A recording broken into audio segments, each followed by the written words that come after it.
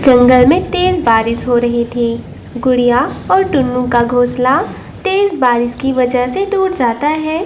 टुन्नू जी, अब हम क्या करें? गुड़िया, हमें अपने घोंसले की मरम्मत करनी चाहिए थी।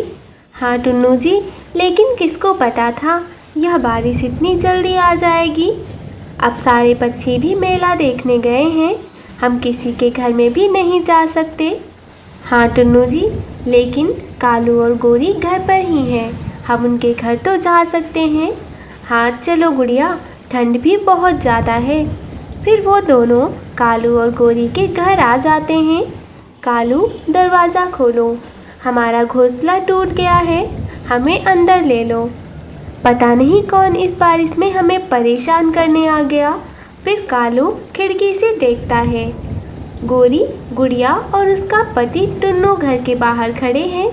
अच्छा, मेरे दिमाग में तो एक आइडिया है, हम उन दोनों को एक शर्त पर ही घर के अंदर ले लेंगे।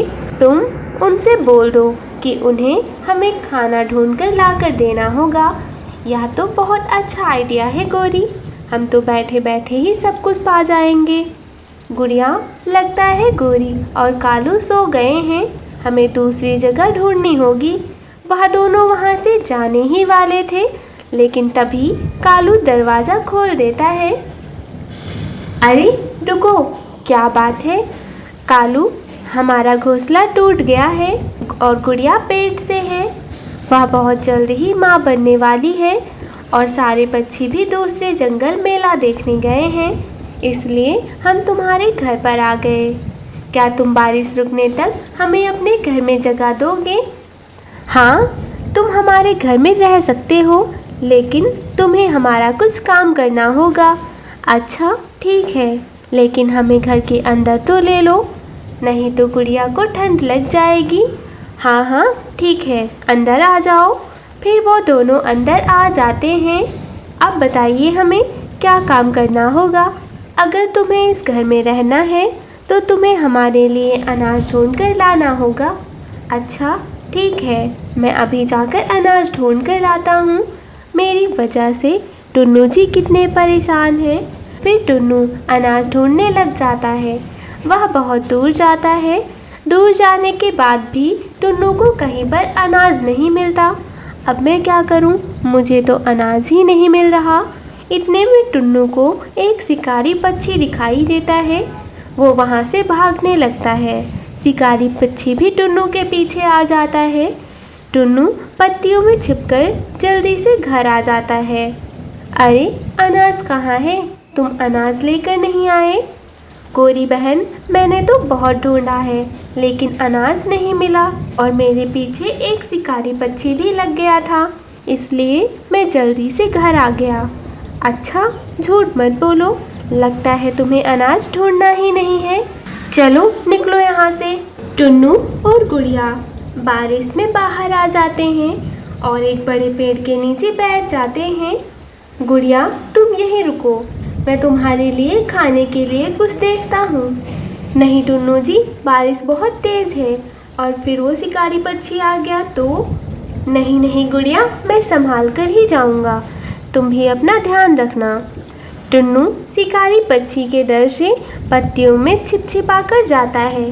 तभी उसे पत्तियों में एक छुपा आम मिल जाता है। वो बहुत खुश हो जाता है।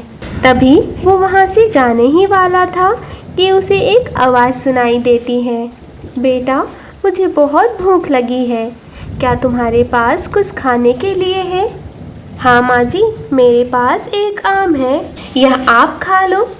तुम बहुत अच्छे हो, तुम्हारा जीवन खुशियों से भर जाएगा। टुन्नू वहाँ से निकल जाता है। फिर अनाज ढूंढने लग जाता है, लेकिन उसे अनाज नहीं मिलता। मुझे गुड़िया के पास भी जाना चाहिए, पता नहीं वो ठीक है या नहीं। टुन्नू वहीं बड़े पेड़ के पास आ जाता है तो वह बहुत बड़ा पेड़ एक मजबूत घर बन गया था। यह घर किसका है? यहाँ तो कोई घर नहीं था। और गुड़िया कहाँ है? फिर गुड़िया बाहर आ जाती है। टुन्नू जी, यह हमारा ही घर है। एक बूढ़ी माँ जी आई थी और उन्होंने अपने जादू से यह घर बनाया है। अच्छा, फिर टुन्नू गुड़िया को सारी बात बताता है। 2 दिन बाद बारिश थम जाती है और सारे पक्षी दूसरे जंगल से अपने अपने घर आ जाते हैं। इतना बड़ा घर देखकर मिट्ठू तोता वहाँ आ जाता है। गुड़िया, तुम्हारे पास इतना अच्छा घर कहाँ से आया? फिर गुड़िया मिट्ठू को सारी बातें बताती है। फिर मिट्ठू हरियाली को बताता है।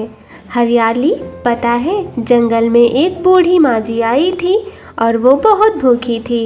टुन्नू ने उन्हें एक आम दिया तो उन्होंने टुन्नू को एक अच्छा सा मजबूत जादुई घर दे दिया है। ऐसे ही जंगल में यह बात फैल जाती है। कालू, चलो हम किसी बूढ़ी माँझी को ढूंढते हैं, फिर हमें भी एक जादुई घर मिल जाएगा। हाँ हाँ चलो गोरी। फिर कालू और गोरी सारा जंगल घूम कर आते हैं, लेकिन उन्हें कोई भी बूढ़ी माँझी नहीं मिलती। कालू, तुम कितना ही क्यों ना ढूंढ लो, लेकिन तुम्हें वो बूढ़ी माँझी कभी नहीं मिलेंगी। भगवान तो सिर्फ उन्हें ही मिलते हैं जिनकी नीयत साफ होती है। फिर कालू और गोरी शर्म के मारे अपना सर झुका लेते हैं।